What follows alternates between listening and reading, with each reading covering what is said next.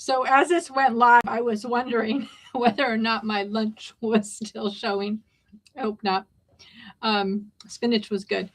I wanted to kind of give a little bit more of a broad array of what we're discussing here on this channel. We've had some bumpy starts. We're doing a lot of collateral on the back end.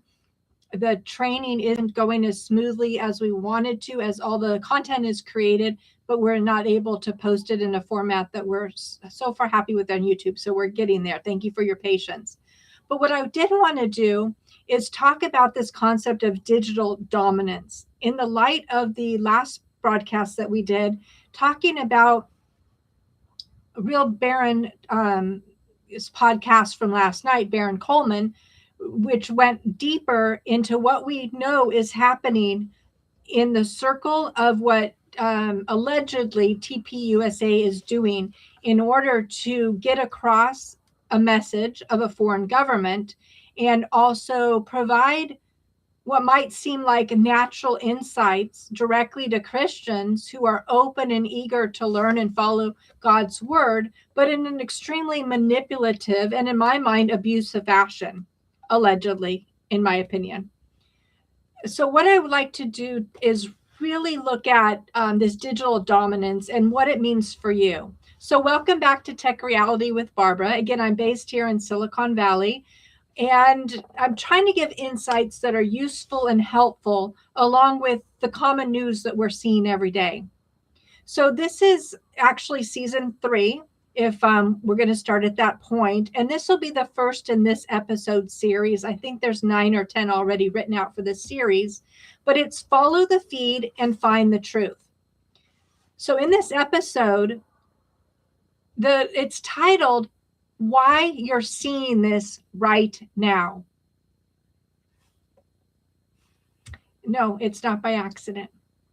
Okay, so the core truth, feeds are not neutral. Timing is power. So let me go ahead and start with a little bit of an opening here to give some background and then move into the concepts. So let me be very, very clear. For most of human history, as I talked about on the other podcast, truth depended on witnesses. Someone had to be actually in the room. Someone had to see it happen. Someone had to survive long enough to tell the story. Now, I've always said if I could have a superpower, it was always been to be a fly on the wall in a room. And this wasn't for spying in my mind. It was because I didn't have the ability to tell when people were lying to me and when they weren't. I just thought if somebody said something, it had to be the truth. Why else would they say it? And then I saw the Invention of Lying, I think was a movie. And I think that was a turning point for me, that not everybody's honest. And as I moved through a professional world, I learned that some people are actually pathological liars. They can't even distinguish the truth from the non-truth and just feed that out in such a manner. Well, we've all met those type of people. So again, the key is someone had to survive long enough to actually tell the story. When there were no witnesses, history filled the gaps with myths and denials, convenient lies, a twist of the history into a story. Today we're told we don't need witnesses anymore. We have recordings, we have video, we have audio, we have receipts. But here's the big problem. In 2026, a recording of audio and video, or both, is no longer proof. A voice is just no longer a voice. It doesn't belong to you or to them anymore. The voice can be auto-generated with a number of software. Whether somebody is dead or alive, it doesn't matter. If you have recordings of them, you upload into a software and it will do a mouth movement to any video that it even creates. So a voice is no longer a voice. And when you're seeing what you're seeing right now, the trend now is not truth rising to the surface. It's systems deciding what version of reality you are allowed to engage with today. This is control, propaganda, and manipulation. Today, we're following the feed. We're following the timing. And we're exposing why this showed up now and what is training you to accept what's next. So I want to start with a kind of framework here. Before we go any further, this is how we're going to walk through this episode. It's going to have three main parts to it. A trigger, we're going to talk about what changed. The algorithmic priority, who benefits? And the personal impact. What behavior is this training you to repeat over and over?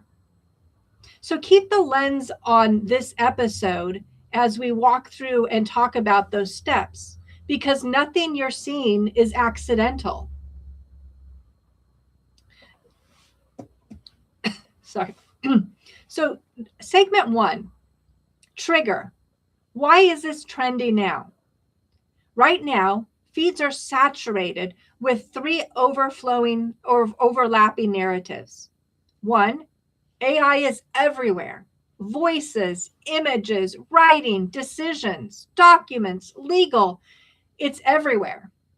You might recall during the summer, a particular consulting firm was allegedly paid $400,000 to deliver documents to Congress that turned out 100% AI created. Nobody even took the time to review it. Over $400,000 of taxpayer money for that slop. It's everywhere. Authority figures are insisting that recordings are actually proof. Believe it. We have the recording right here. And number 3, public confusion about what is real, verified, and trustworthy has moved into some kind of a gray area, and this is not organic. You and I, as human beings, inherently know what the truth is. We have that little pit of our stomach, or we have the question mark that goes off in our head, or something that's called discernment. No, not everybody is truthful. Not everybody is a liar. I love the line from the song Hallelujah, when it said that all I learned from love was how to outdrew you, I think. So the best thing you can do to protect yourself is pull out your weapon before somebody else does. Is that what we're really learning in society? Many of us walk around pulling knives out of our backs, even at work. This also is not organic. This trigger is scale. AI tools crossed a threshold where voice cloning is trivial. Of course it happens. 11 Labs allows you to do it right now for free. Tie it into HeyGen, and now you have your own avatar. Tie it into make.com, and all of a sudden it'll start creating videos for you and posting them for you. You don't even have to be a part of the process, and anybody looking at the video thinks that it's you. Voice cloning is trivial. Real-time synthesis is cheap and free, and distribution is instant. So when you look and somebody says, I have the receipts, in an instant they can create the receipts. They made a lie, they can cover it up. Once that happens, platforms, institutions, and political movements all face the same problem. How do you control belief when evidence itself can be fabricated? The answer is not truth. The answer is timing and amplification. If you're loud enough and you say it often enough and you squeak that wheel enough, people will begin to believe you. Segment number 2, technical, ranking algorithms, recency, and AI audio. So let's get a little bit more technical here. You know, I kind of touched my toe in the water there and pull back, but this is where people fall behind. Ranking algorithms prioritize recency, engagement velocity, pattern similarity, retention probability. Now add AI generated audio to that system. So again, how recent it is, how many people are engaging and how fast. What are the patterns that people are picking up? Because if you can tie two truths to a lie, all of a sudden that lie doesn't seem so much of an untruth. And retention, what is the probability that people will not only find it, but stay there? That's how algorithms are ranking. Now add AI generated audio to that system, an AI generated voice. It triggers something that's familiar. It evokes emotional trust, travels faster than text, and requires less cognitive effort to process. It's perfect, which means audio is now a high yield engagement asset. Here's the critical shift. And this matters legally, culturally, and socially. A voice recording alone is no longer considered non-AI evidence. Baron Coleman has said it. Candace Owens has said it. Together, when they met on Monday, they both declared that the transcript with audio that stated that Erica Kirk was the next in line, they're asking for not only the video of that, because it would have been videoed as well, but she's asking people in the room, did you hear this? Is this what we can validate? And so far, nobody's been able to validate, except for the individuals who continuously, in my opinion, and allegedly, keep coming up with stories and recreating things that don't seem to have a basis in any reality other than their own minds. And since we're in the middle of a crime investigation, this is very serious. So if Barron doesn't believe it and Candace doesn't believe it, what are you to believe? If there's no verified human witness in the room or no fly on the wall, the recording itself is no longer definitive. And that's not paranoia. That's the technical reality. This is where we're at today. So how AI voices are used in the feed. Synthetic voices are optimized for clarity and emotional resonance. They remove natural human imperfections, like my slur. And when I pause to try to get the next word, that can be removed with AI. I can look like a perfect human being. They can be tuned for authority or calmness or urgency or fear. It can all be manipulated with just switches on a computer. Again, 11 Labs is one of the easy places to go. All you do is record your voice for, I don't remember now, let's say 30 seconds. It gets enough of the cadence and rhythm and the tone. And from there, it can create entire videos from your voice. Algorithms cannot distinguish truth from synthesis. How are you expected to do so? Only by engagement is how algorithms are looking. Are you engaging with it? Then it must be true. This was the same concept with the Russia incident we saw. They paid media in order to bring into the public space documents in a way that they've now validated it exists because the media saw it. And because of that reference, Congress can now move forward with it. They'd already brought it in this space. They had engagement. They had people who saw it. They had enough to push it forward and say, well, they did a story on it. So the system boosts the sound and not the source. It didn't matter who that was, but we remember the end result. Segment 3, how to spot AI voice and AI sound. Just a practical conversation. This is where we slow down because this is actually actionable. Common AI voice tells us, 1, over consistent pacing, no natural hesitation, no micro stumbles. As you notice, I trip over my words. It's a medical issue. I slur. That is the way that my mouth handles words. I do the best to get the words out, but that's part of who I am. Now, AI can mimic that, but it doesn't like to see errors or anomalies on that schedule. So it's going to even it out and make it as perfect as possible. So over consistent pacing with no natural hesitation and no micro stumbles is one of them. Number 2, emotion without breath. You and I need to take a breath. I often forget. But emotional tone without physical exertion, if the chest isn't moving to breathe, it's AI. Perfect pronunciation under stress. Often when we're giving new documents or we're reading something different or there's emotion, the pronunciation slips, especially for me when I'm cold. Humans degrade when they get emotional. AI does not. Number 4, looped cadence patterns. Repeated sentences where rhythms, let me say this another way. Repeated sentence rhythms across long audio.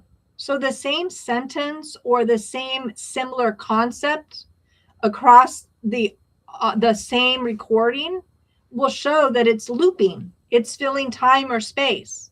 Often you'll see that with the movements as well. And at the beginning, if somebody maybe had their hands up, you would count 3 fingers instead of 4 fingers. Number 5, lack of spatial inconsistency. There's no room noise, no changes, no mic handling artifacts.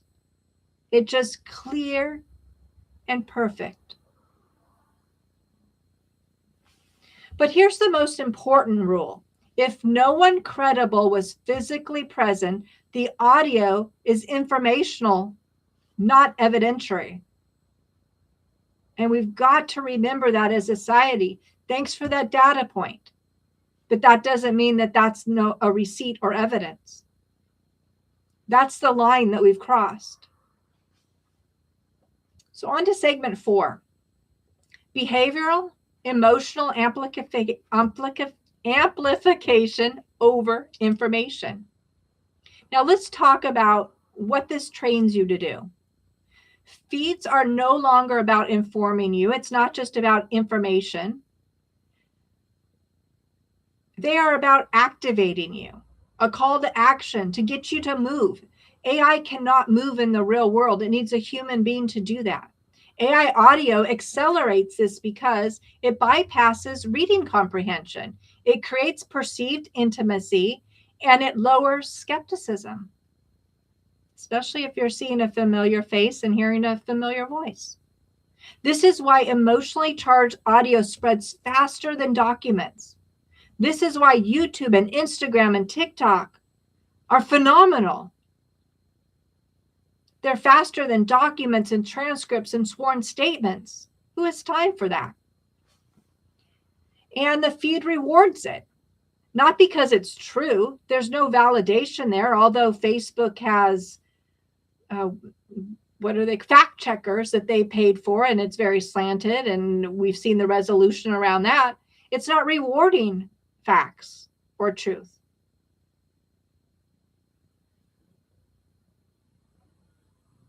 It rewards it because it keeps you engaged. It's sensationalized. That's not a bug. That is the business model. We cannot be naive anymore. We have to be aware and apply discernment. Segment 5. So economic, attention, arbitrage, and trust extraction. Come on, let's get to the point. When people don't know what to trust, they may stay longer.